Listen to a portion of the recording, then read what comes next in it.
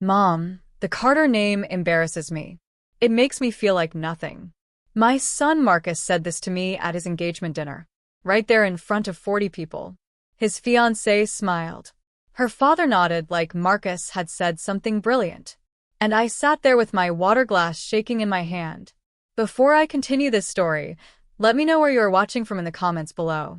Hit like button and subscribe if you know that you have to. Value yourself. Respect your own journey. And never let anyone convince you that honest work and real sacrifice are things to be ashamed of. 6 months later at his wedding, Marcus stood up and announced he was changing his name forever. Marcus Wellington Carter. Wellington first. Carter last. Like an afterthought. They thought this 68-year-old cleaning woman would just take it. They thought wrong. What I did at that wedding in front of 200 guests changed everything. But let me start from the beginning. Let me tell you how I got here. My name is Patricia Carter. Most people call me Pat. I have cleaned office buildings in downtown Atlanta for 42 years. I started when I was 26, right after my husband died. Marcus was only 2 years old then. I worked nights mostly.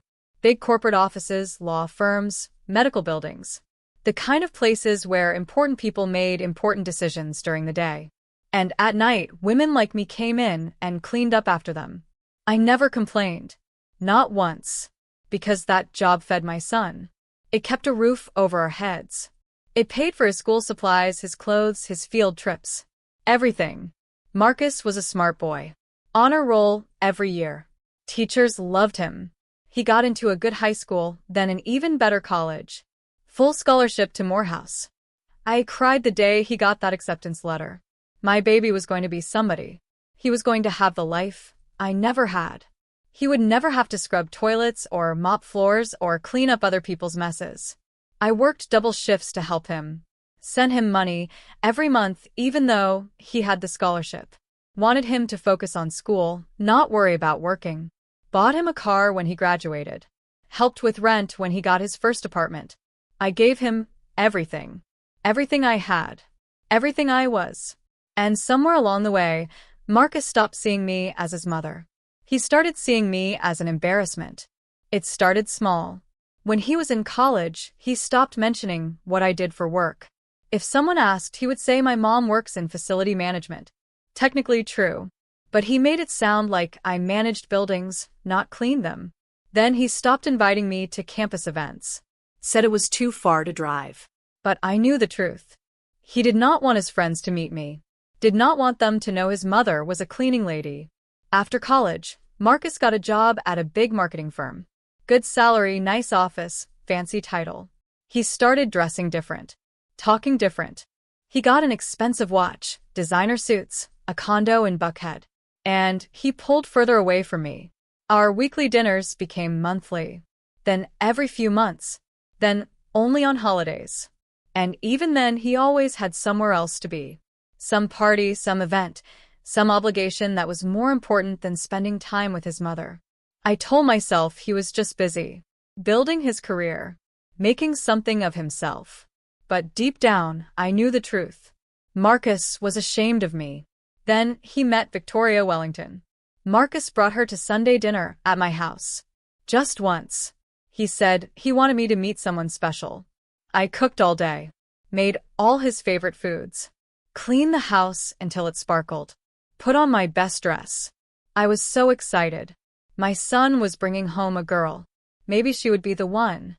Victoria walked into my house like she was touring a museum, looking at everything with this polite smile that did not reach her eyes. She wore a white dress that probably cost more than my monthly mortgage. Heels so high I do not know how she walked in them. She was beautiful. I will give her that. The kind of beautiful that makes men stupid. We sat down to eat. I had made fried chicken, mac and cheese, collard greens, cornbread. Good food.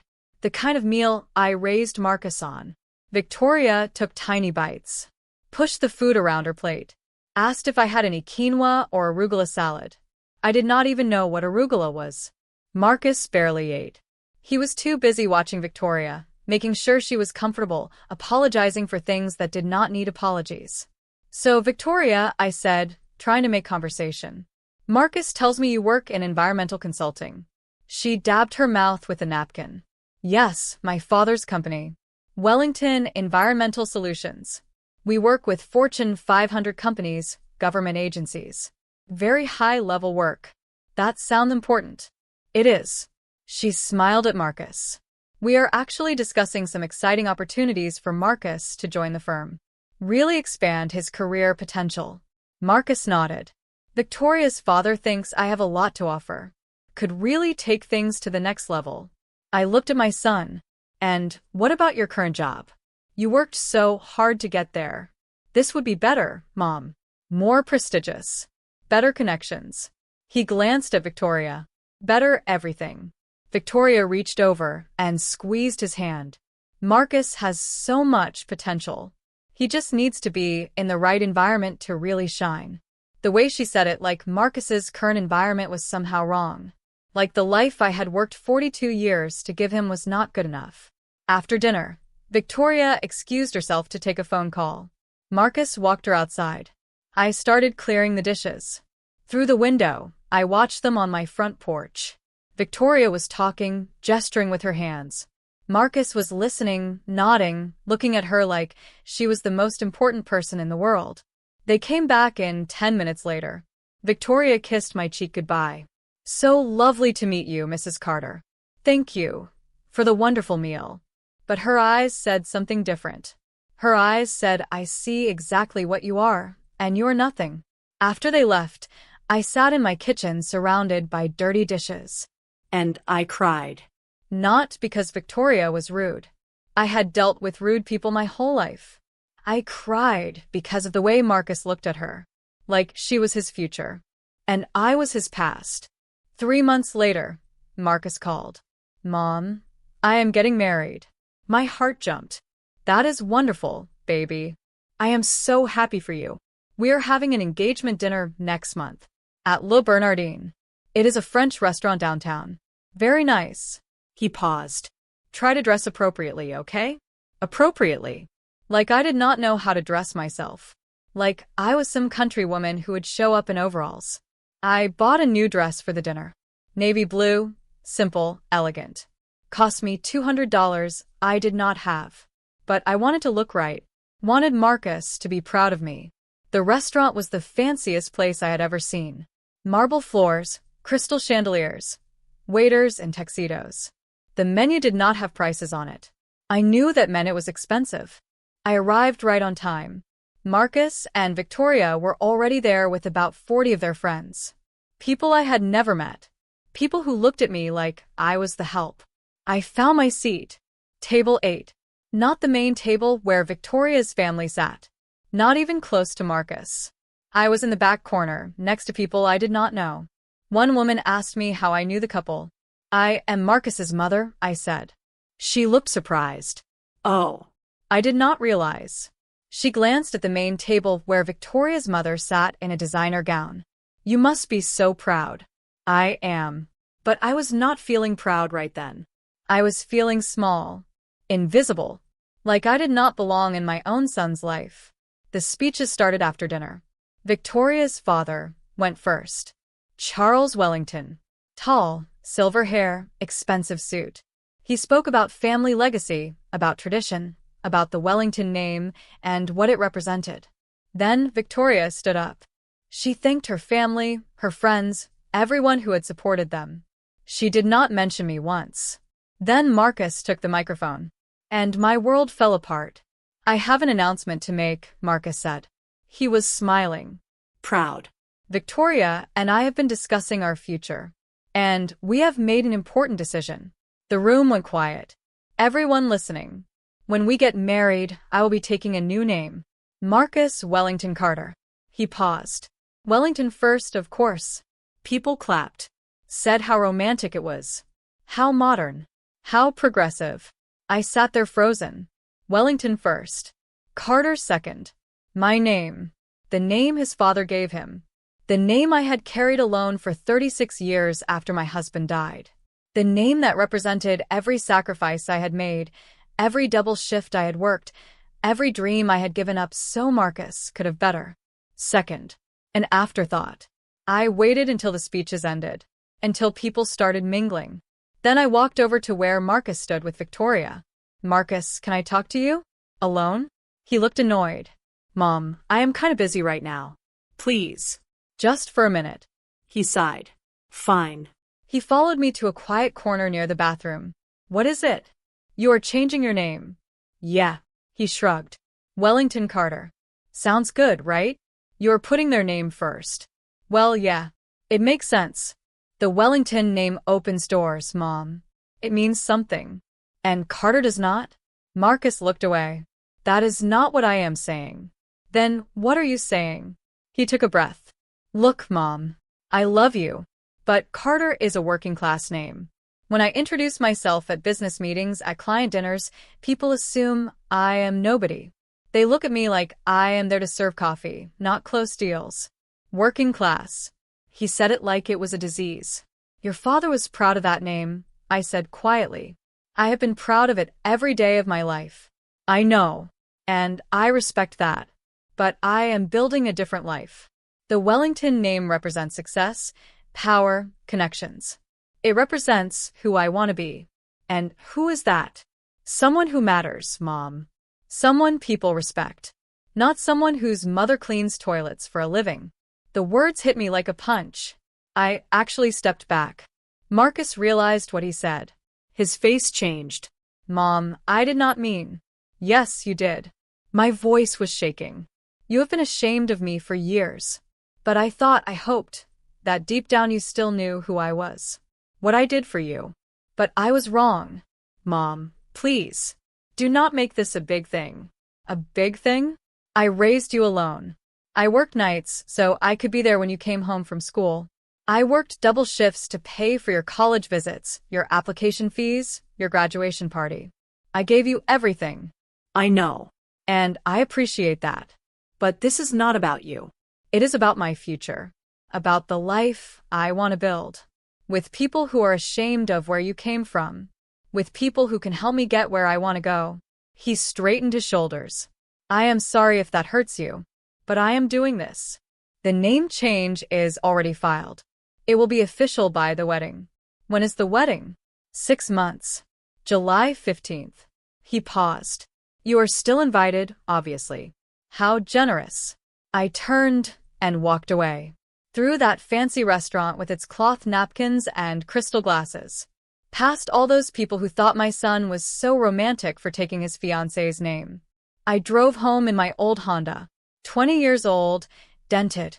The air conditioning barely worked. But it was mine. Paid for with my own money. And I cried.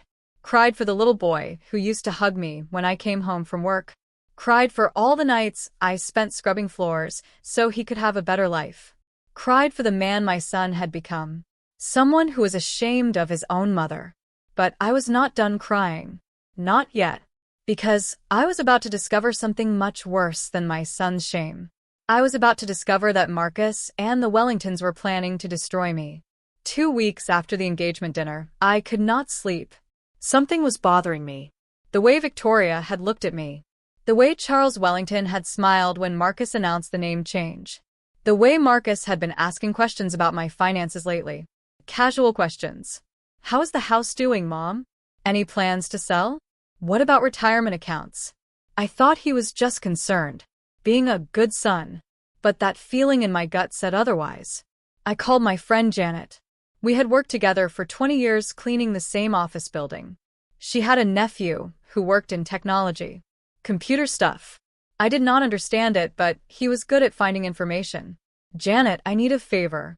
3 days later, her nephew Deshaun came to my house with a laptop. Miss Carter, he said. You were right to be suspicious. He showed me everything. Financial records. Court documents. FBI files. All about the Wellingtons. Wellington Environmental Solutions was under federal investigation. Charles Wellington was facing serious charges. Illegal dumping of hazardous waste. Bribery. Fraud. Money laundering. Victoria was drowning in debt. Credit cards maxed out. Personal loans. She owed almost $90,000. That fancy lifestyle was all fake. Borrowed money and designer labels.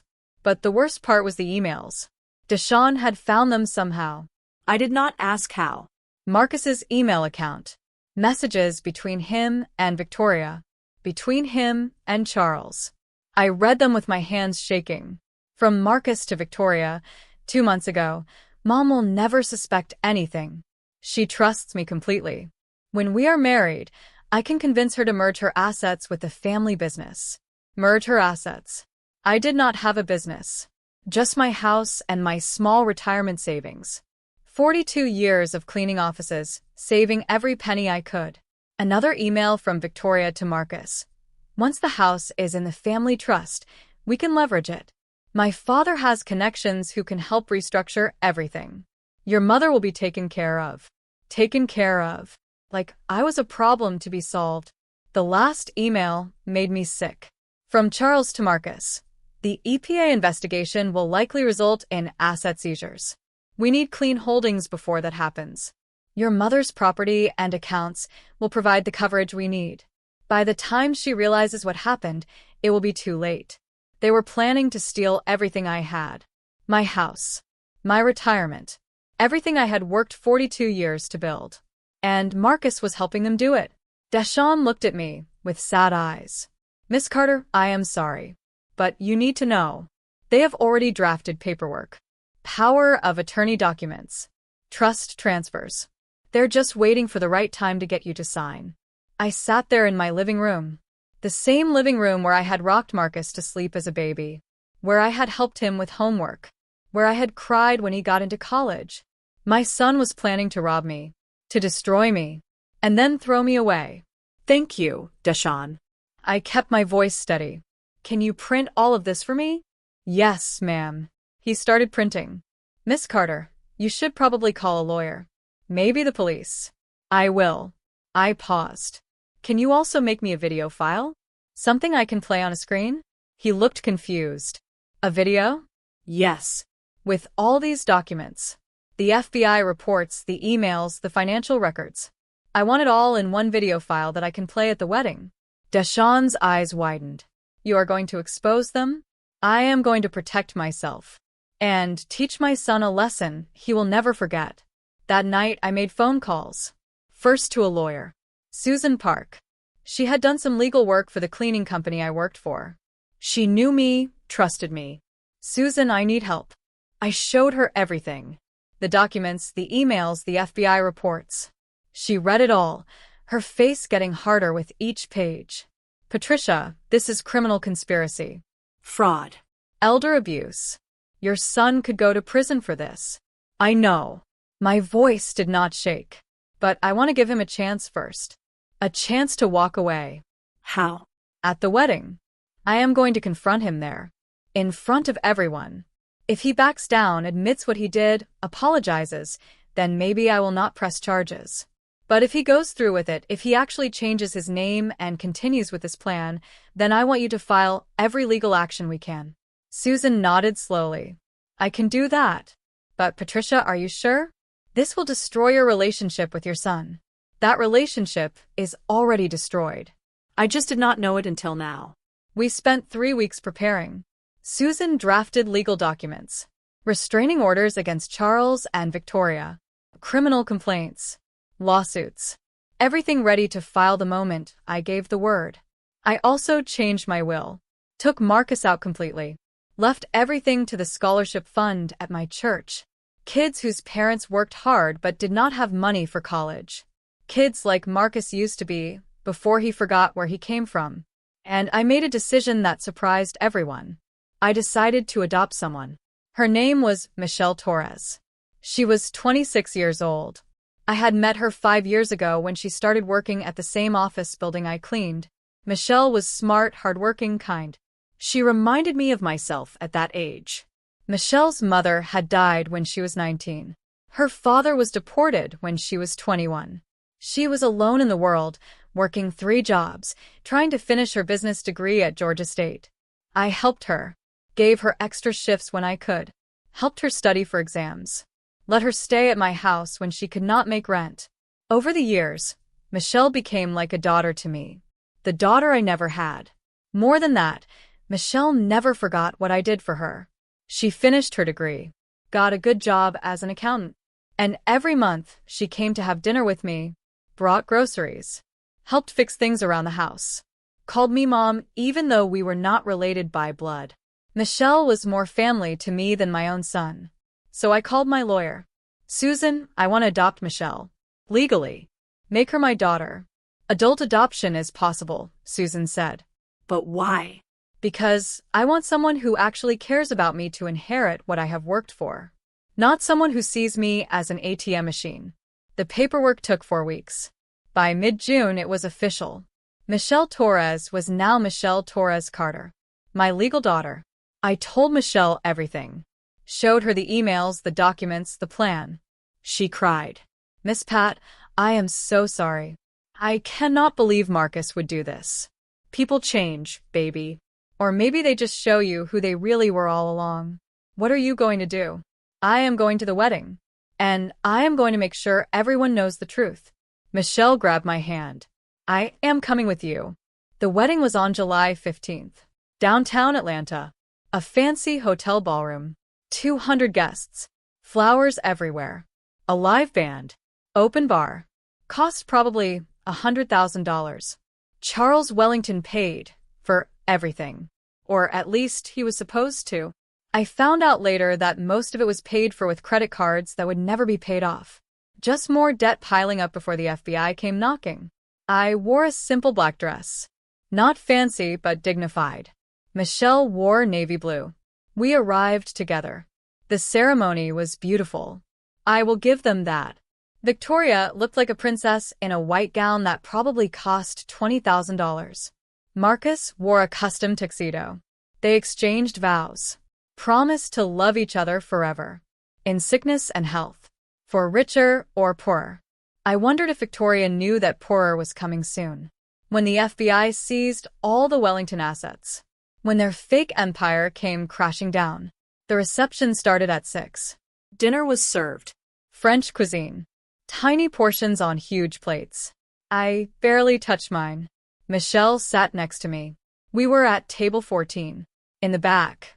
Behind a decorative pillar. As far from the main table as possible.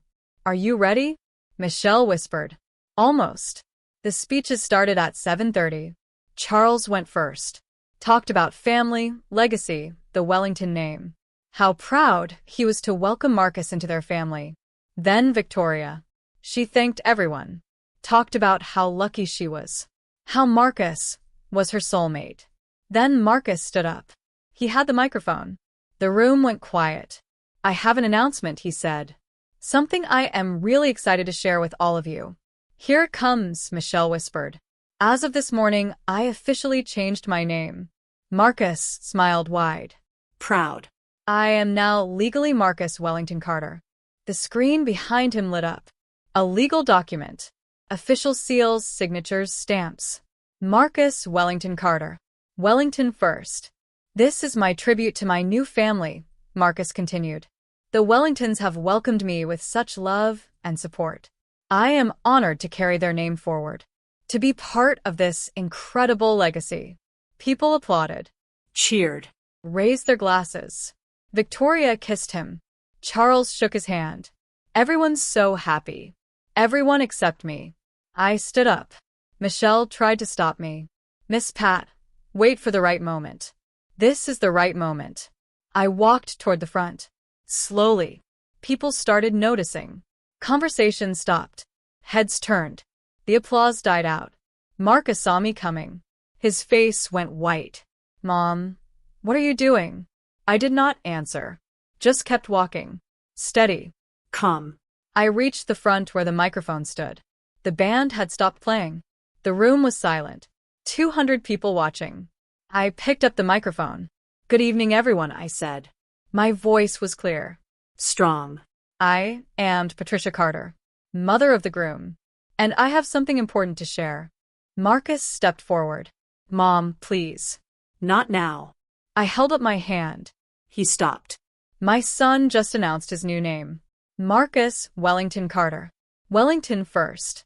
Carter second. I paused. And I think it is important that everyone here knows why he made that choice. What are you doing? Victoria hissed. I ignored her, turned to face the crowd. You see, the Wellington family has been very interested in our family, specifically in my finances, my property, my retirement savings. Charles stood up. This is inappropriate. Someone stop her. Sit down, Charles. Something in my voice made him freeze. He sat. I nodded to Michelle. She was standing by the AV equipment. The tech guy I had paid $500 that morning to help us. He connected my USB drive to the system. The screen behind me changed. FBI documents appeared. Official headers, case numbers, charges. Wellington Environmental Solutions is under federal investigation, I said. Charles Wellington is facing criminal charges. Illegal dumping. Bribery. Fraud. Money laundering. He is looking at 15 to 20 years in federal prison. Gasps filled the room. People pulled out their phones. Started recording. And Victoria, I continued. She is $90,000 in debt. Credit cards, personal loans, all maxed out. That Mercedes she drove here? 3 months behind on payments. That dress? Financed over 2 years. Victoria screamed. You have no right. I have every right to protect myself. The screen changed again. Emails appeared. Marcus's name at the top. His words filling the screen. Mom will never suspect anything. She trusts me completely. The room exploded. Voices overlapping. People standing up. Phones everywhere. My son planned to steal my house, I said over the noise. My retirement savings. Everything I worked 42 years to earn. He was going to transfer it all to the Wellingtons before the FBI seized their assets. More emails appeared, one after another. Victoria to Marcus. Charles to Marcus.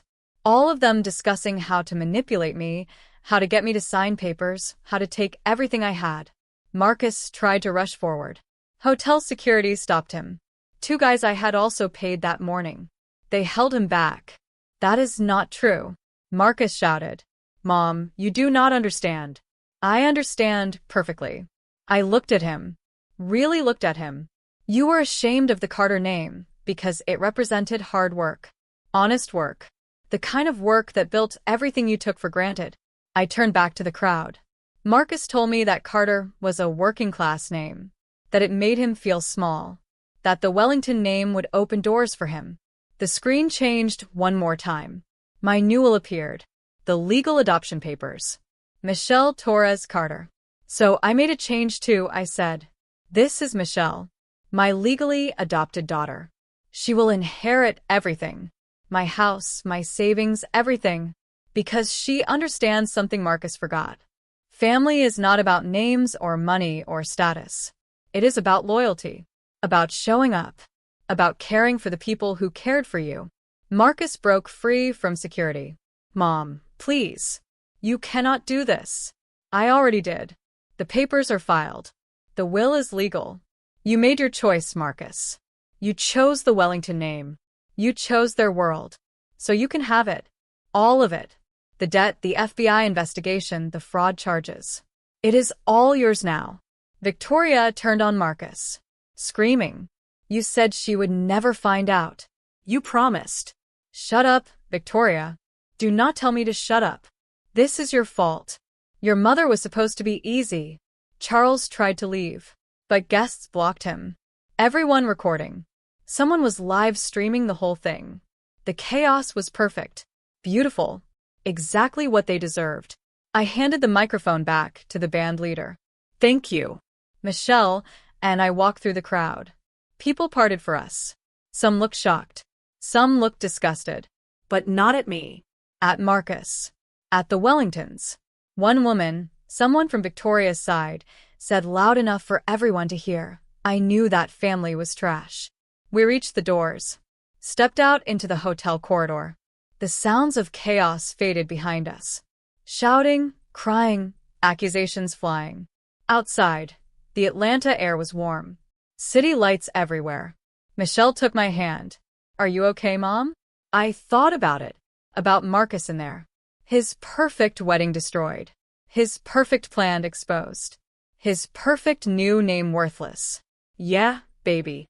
I am okay. We walked to my car. The old Honda. 20 years old. Dented. Rust spots on the hood. Michelle laughed.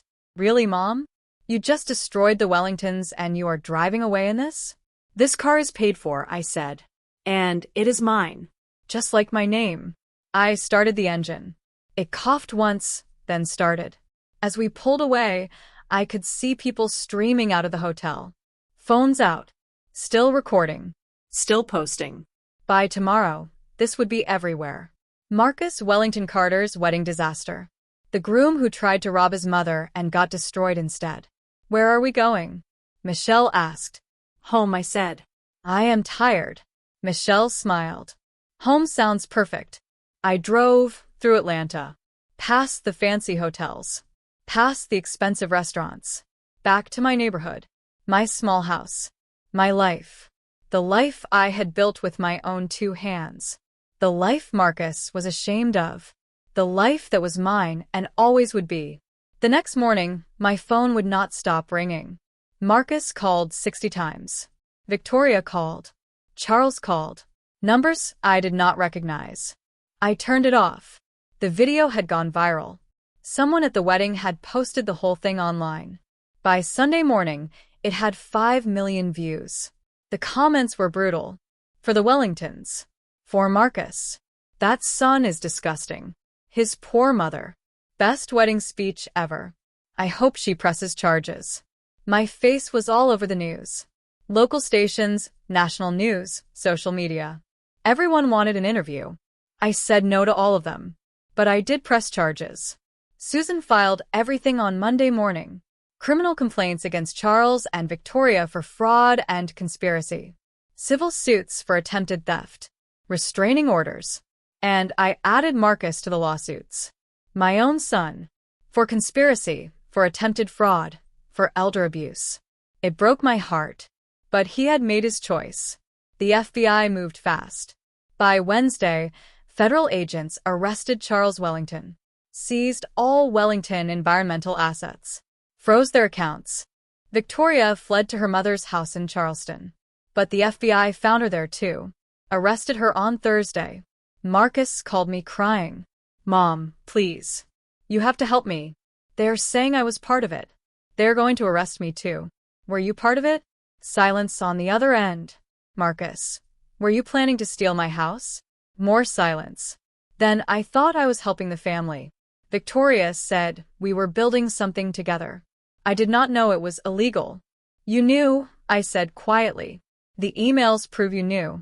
Mom, please. I made a mistake. But I am still your son. You stopped being my son when you decided the Carter name embarrassed you. I hung up, blocked his number.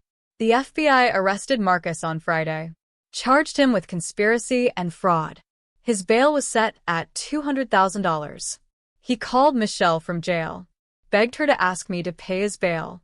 She said no. I am sorry, Marcus. But you made your choices.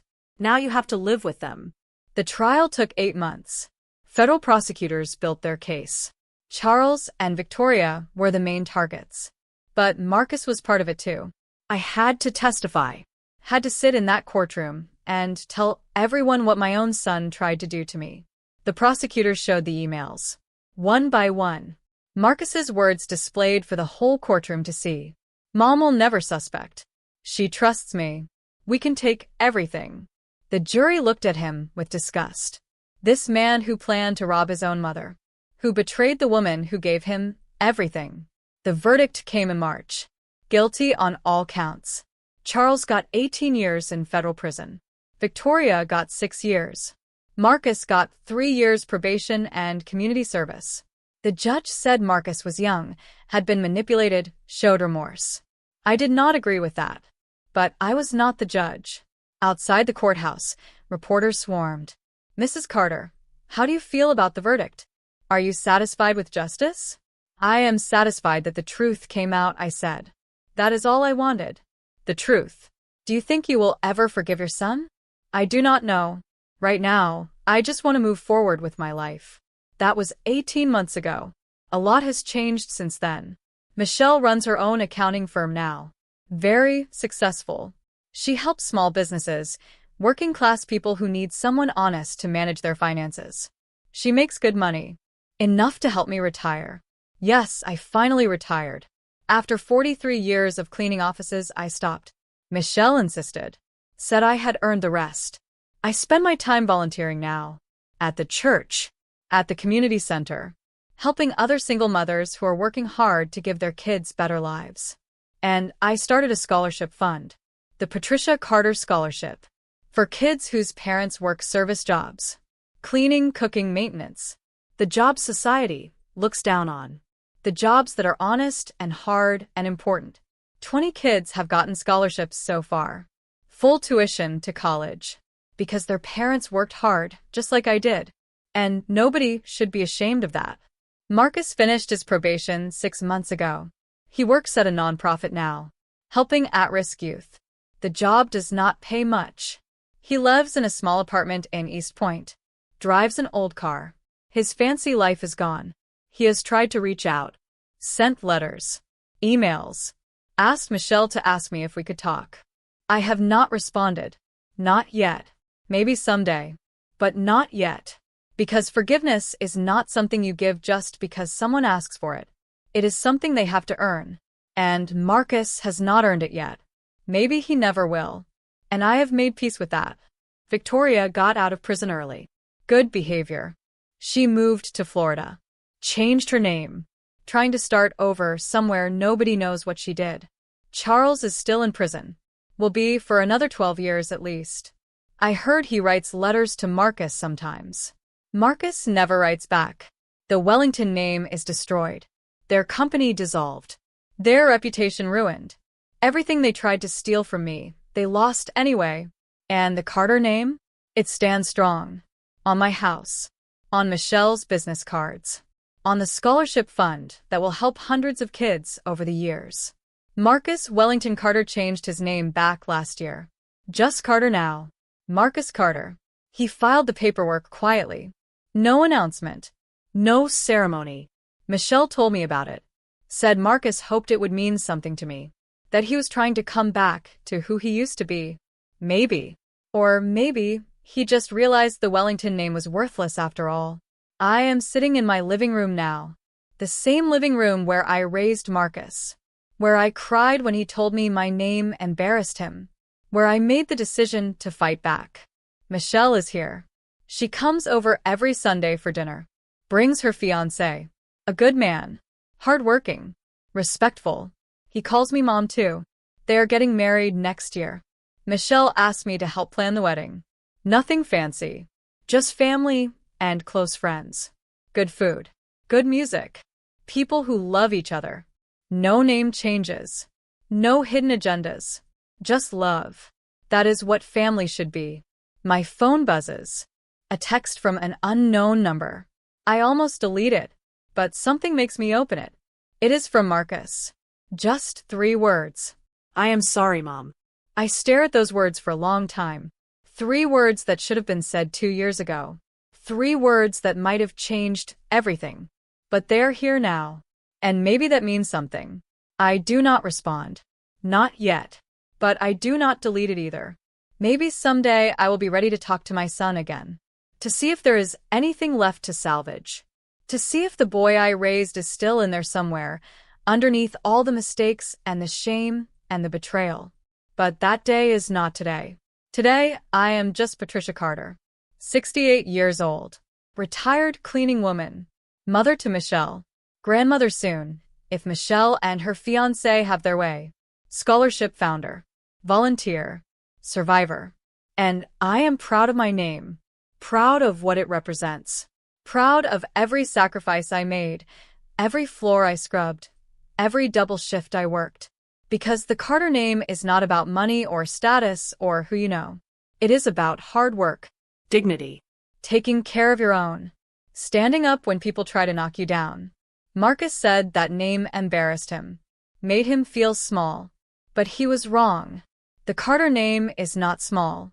It is everything I fought for. Everything I built. Everything his father would have been proud of. And nobody, not even my own son, will ever make me ashamed of that.